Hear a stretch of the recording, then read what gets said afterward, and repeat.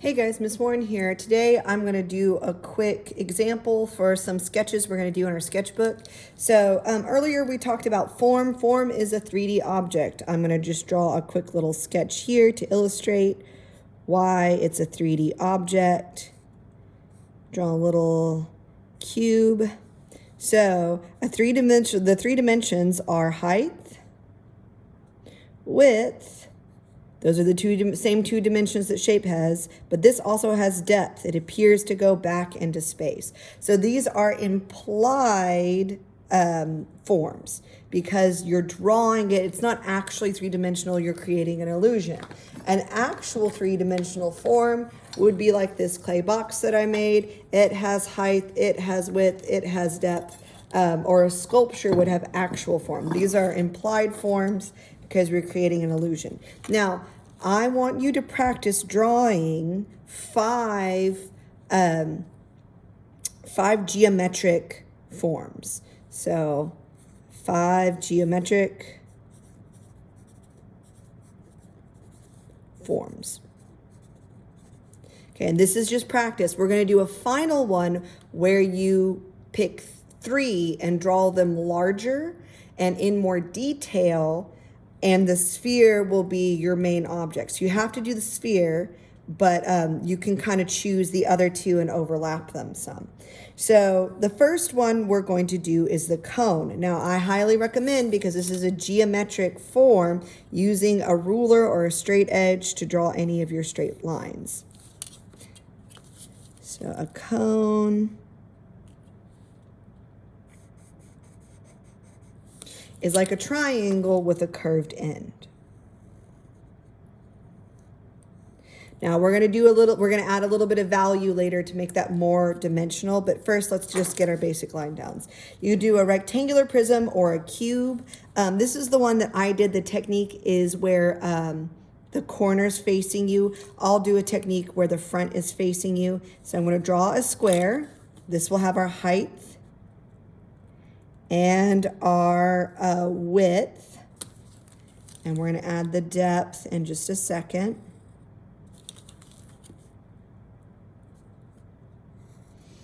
I like to do a technique called linear perspective, which we'll learn more about later, where I have an imaginary dot over here, and from each vertice that's on the same side of that dot, I'm going to draw a line kind of in that direction. I don't have to go all the way to the dot. These slanted lines that go to this imaginary dot are called orthogonals, and we'll talk more about that later. But this is a good way to make a consistent, clean cube. I'm only doing the sides that I can see, because if I did this one, my cube would be transparent, so I'm going to leave that one alone. If this is a straight line, I'm going to end my cube with a straight line. If this is a flat line, I'm going to end the back of my cube with a flat line. There you go. There's a basic, I guess that's more of a rectangular prism because it's long, but that's fine. You can do a cube or a rectangular prism. So with a pyramid, I'm going to do an obtuse angle, which means an angle wider than 90 degrees.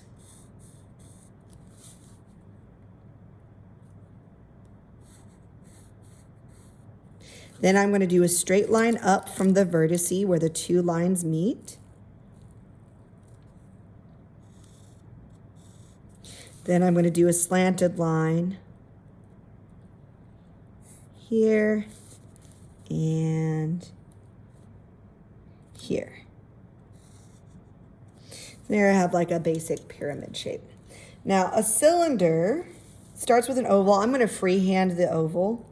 Really stretch out oval. You could do the oval on the top or the side. Then it has 2 straight down lines on either side.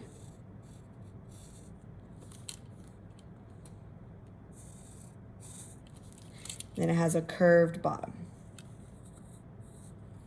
Now a sphere is just a circle. I'm going to use a compass to help me. You could trace something circular if you don't have a compass. I'm going to just do a small one for an example. Well, that's just a circle. The only way to make a circle a sphere is to add value. So I'm going to do some basic pencil shading. If you'd like to do stippling or cross hatching or hatching, if you're comfortable with that, you can give that a try. I'm going to just keep it at basic pencil shading. So the first thing I'm going to do is I'm going to start to shade around the edge. I want a full range of values. That means at least 5 values. So I want a dark, I want a medium, and I want a light. Now the other thing to make it look 3D is that you have to contour, which means that's you're curving your shadow around the object to make it look 3-dimensional.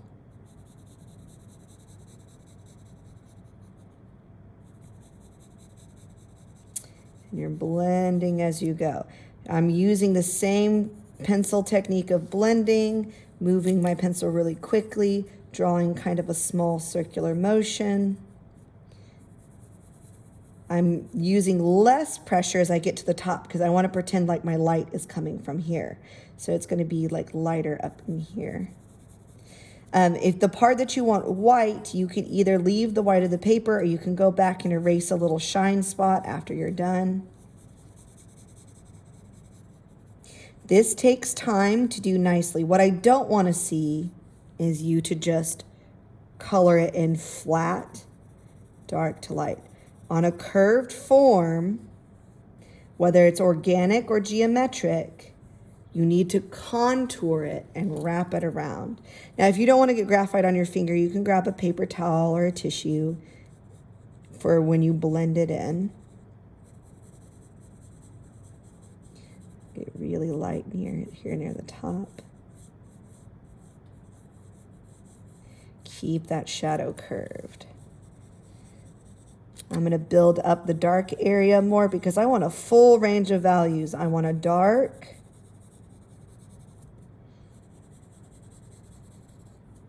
I want a medium, and I want a light, and I don't want it to look striped. Go back through, blend it out. This takes time to make it look nice.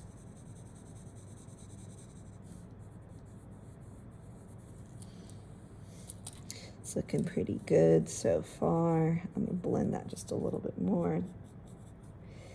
Make my darks darker. So you don't want to see stripes. You want to blend it smooth and you want to keep wrapping and contouring around that sphere. And I'm going to do a little bit of a cast shadow. It's like an oval underneath. This is the shadow that the sphere makes on the ground. That kind of like puts it in reality, puts it on the ground. And I'm going to color that in flat, flat, flat because the ground is flat, flat, flat. So you need to pay attention to your surfaces if you're going to shade them in. So a pyramid, the surface on a pyramid would be flat. So you would shade it in flat, flat, flat. I could be smoother than that, but I'm just giving you all a quick example. I'm going to shade it in lighter on this side if the light was coming from here. And I'd give myself a little bit of cast shadow on the ground. It'd probably be kind of triangular and stretched out.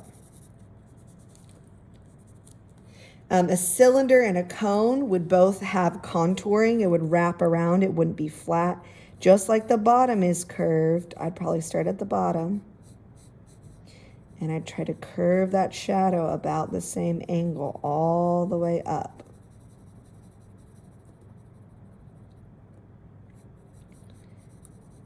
Curving that shadow. And it'd probably have like a kind of triangular cast shadow too, and that would be flat. Same thing with the cylinder.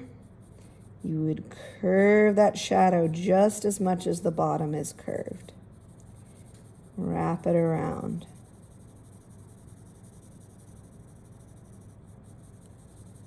Now the top, if it was in shadow, you're going to color that in flat, flat, flat.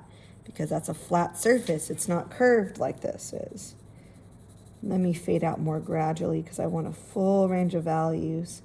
Let me get some darker values along that edge here. And then I'm going to start to blend that in a little bit because I want it nice and smooth. I don't want it to look striped. I want it to look like a natural shadow. And then cast shadow for this one would kind of be almost like a cylinder shape, and that would be flat, flat, flat for the shadow there. Same thing with the cube. When you color in the cube, flat, flat, flat, because the surfaces are flat, flat, flat. Make this a medium. Be consistent with the edges of the form. The cast shadow would be kind of square-like, coming for both sides. Okay, so I would like you to practice 5 forms, and I'd like you to shade them in, especially the sphere, because you cannot create a sphere without value. I could actually afford to make my values a little more subtle because there's a pretty harsh stripe right here. I could choose to blend that in a little bit more and like make a full range of values. I could choose to maybe make a full range of values on here because I really just see 2. Kind of practice that. We're going to kind of choose which ones we want. Now, the first one you have to do is a sphere for your final one. I'm just going to sketch it out over here. Then you could do other shapes, and you can overlap if you wanted to. So if you wanted a cone peeking out from behind like this, and maybe a cube over here and kind of peeking out behind over here. You could do something like that, and then we'd have a horizon line in the background. So think about how you want to arrange your final ones, because we're going to do something like this but larger. Now, what I don't want to see that doesn't make any sense is notice that the one that's in front is lowest on the page. If it's further behind, it's higher up on the page. What doesn't make sense is, let's say I had that cone down here and the sphere in front, but the sphere is up here. The bottom needs to be lower unless all your shapes are levitating. And I'd like them on the ground so we can have some cast shadows and a horizon line. So go ahead and practice 5 of them, pick 3 of them, decide how you're going to arrange them, and then I'll give you the final paper to draw them large. And I'll give you the minimum requirements. So the sphere on your final one needs to be about 5 to 6 inches in diameter. And I'll show you what that looks like on a 9x12 paper. Okay, so that's it for the demonstration today. Go ahead and give it a practice, and I'll talk to you later. Bye.